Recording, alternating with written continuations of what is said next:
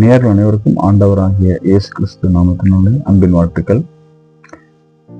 இந்த வேளையில நாம் சங்கீதம் 9 அதனுடைய 8, 9, 10 ஆகிய 3 வசனங்களை நாம் பார்க்க போகிறோம். இந்த 3 வசனங்களிலிருந்து நாம் என்ன தெரிந்து கொள்ள முடியும் அப்படின்னா, இந்த பூமியை நீதியாக, செம்மையாக, உண்மையாக அரசாளுகை பண்ணுகிற அல்லது ஆளுகை பண்ணுகிற, நீதி செய்கிற ஒரு உண்மையான நீதிபதியை தான் நான் பார்க்க போகிறேன். இந்த நீதிபதியின் பெயர் ஆண்டவராகிய இயேசு கிறிஸ்து. இன்னைக்கு நம்மள பல பேருக்கு பல விஷயங்களில், பிரச்சனைகளில் எங்கேயுமே நீதி கிடைக்காம, நியாயம் கிடைக்காம போராட்டம் பண்றோம், மன சஞ்சலப்பட்டு இருக்கிறோம், கவலையில் இருக்கிறோம், துக்கத்துல இருக்கிறோம், ஒடுங்கி போய் கிடக்கிறோம், மூளையில கிடக்கிறோம், ஓரந்தள்ளப்படுறோம், ஒதுக்கப்படுறோம். உங்களுக்கு ஒரு நற்செய்தி. நம்ம ஆண்டவராகிய இயேசு கிறிஸ்து நீதியுள்ள, உண்மையுள்ள, நீதி செய்கிறவர், ஆளுகை பண்ணுகிறவர். நம்முடைய விஷயத்துல, உங்க விஷயத்துல இன்னைக்கு நீங்க எதையாவது நினைச்சு கவலைப்படுறீங்களா? எனக்கு இந்த விஷயத்துல நீதி கிடைக்கல, நான் என்னை எல்லாரும் ஒதுக்கி ஓரந்தள்ளி வச்சிருக்கிறாங்க, நான் சிறுமைப்படுத்தப்பட்டிருக்கிறேன் அப்படின்னு நீங்க நினைக்கிறீங்களா?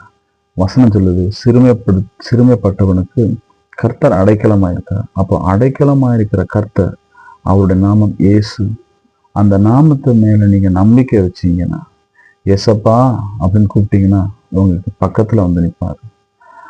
ஏசப்பா அப்படின்னு அந்த நாமத்து மேல உங்க முழு நம்பிக்கையை வச்சு நீங்க கூப்பிட்டீங்கன்னா, நீங்க எந்த விஷயத்தை நினைச்சு அந்த நாமத்தை உச்சரிக்கிறீங்களோ அந்த விஷயத்துல ஒரு மறுபடி, ஒரு விடுதலை, ஒரு சுகம், அல்லது அந்த பிரச்சனை